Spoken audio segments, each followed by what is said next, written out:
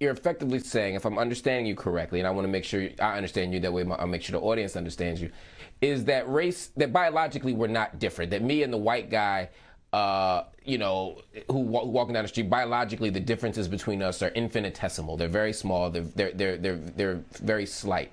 But what has happened historically is that people who have categorized human beings by this thing, and that separate and categorizing us by this color of our skin and the fullness of our lips or the wideness of our hips, all these physical things, that race has become the way that we've separated people. But we could just as easily separate people by, like you said, zodiac sign or eyelash length or whatever it would be, and we'd have no more meaningful differences than we do by doing it like this.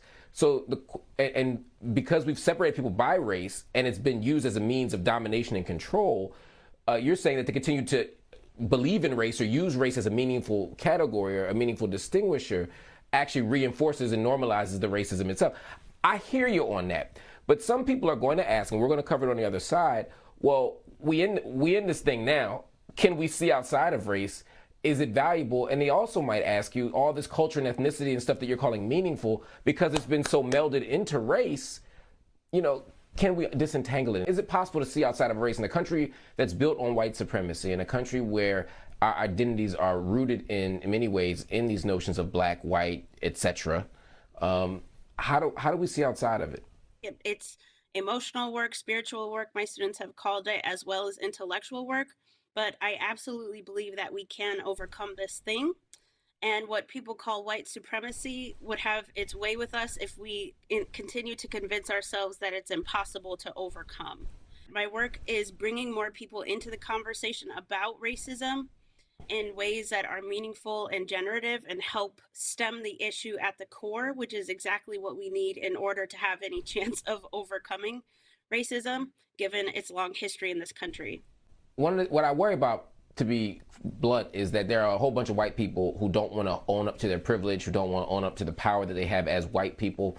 And some of the people who championing your perspective aren't championing it because they want to end white supremacy, but simply because they want to hide it.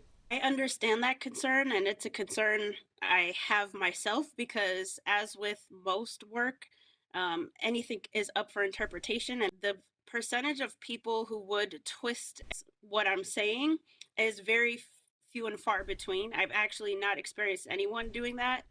The people who engage with my work enter the door because they see that I'm operating from this position of racelessness, which means not that people aren't held accountable or are perfectly comfortable, but it does mean that they are not painted into corners.